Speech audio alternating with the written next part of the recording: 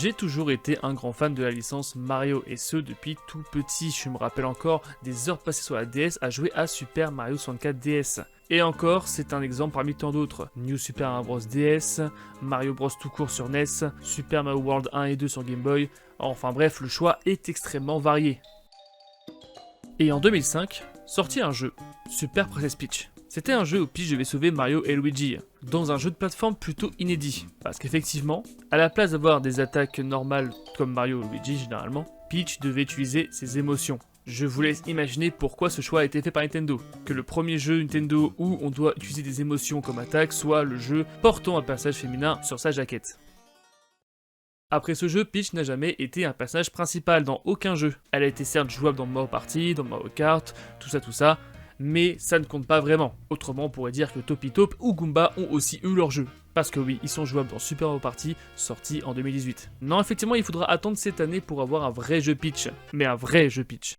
Princess Peach Showtime est un jeu sorti récemment, donc en mars 2024, mettant en scène Peach qui veut aller au théâtre. Une fois arrivée là-bas, elle est heurtée à un problème, le théâtre se fait maudire. Je sais pas si c'est maudire, mais bref, le théâtre, il se passe des choses quoi. Et tous les acteurs principaux de chaque pièce de théâtre se font enlever. C'est donc à Peach d'aller dans ces pièces de théâtre, porter le rôle de ces acteurs disparus pour mettre un terme au boss final. Je vous résume vraiment ça de manière très simple parce que de 1, j'ai pas les noms en tête, et de 2, pour pas non plus trop spoiler. Parce qu'effectivement, Princess Peach Showtime est un jeu qu'il ne faut pas se faire spoiler. Eh oui, on a un univers complètement original, ce n'est pas le royaume champignon, et franchement, ça fait beaucoup de bien. On a du coup des nouveaux méchants, on a vraiment plein de nouvelles mécaniques. C'est d'ailleurs un des meilleurs points de ce jeu, c'est vraiment le gameplay qui est riche et varié. Parce qu'effectivement, être transformé en épéiste, ou être transformé en ninja, ou encore en détective du genre Sherlock Holmes, c'est complètement 3 gameplays différents. D'ailleurs, si je peux me permettre, la transfo version Sherlock Holmes est la moins bien faite. Voilà, je trouve que le gameplay est vachement plus lent, mais genre trop lent. Et franchement, ça fait plaisir parce que à chaque nouveau niveau, on a très hâte de connaître la transformation et surtout de savoir comment la jouer. Le jeu est facile, comme tous les Mario, cependant, il y a quand même des mécaniques à prendre en main.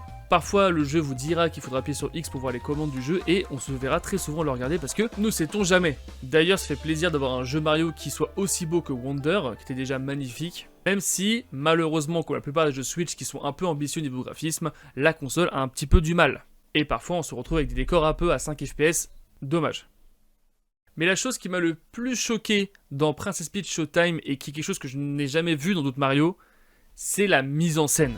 Quand je parle de mise en scène, c'est vraiment des plans de caméra, des jeux de lumière, tout ça, c'est vraiment un travail de fou qu'ont fait le studio Good Times. On se retrouve à jouer, etc., certains personnages, et d'avoir des vrais plans de caméra, des vraies scènes de théâtre.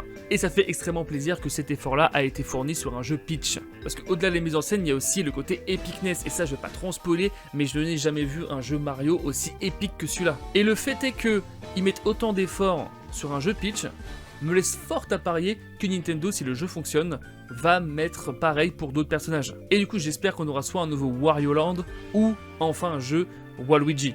Donc Princess Peach Showtime, malgré une durée de vie un petit peu courte, cependant, je trouve qu'elle est parfaite, parce qu'un peu plus long aurait été un petit peu redondant, est un jeu vraiment efficace et que je vous conseille fortement. Ça sort un peu des sentiers battus, et on a un peu cette impression de jeu confort. D'ailleurs, on a joué à ce jeu sur Twitch, donc si vous voulez voir d'autres gameplays ou d'autres let's play comme ça, je vous invite à venir follow la chaîne.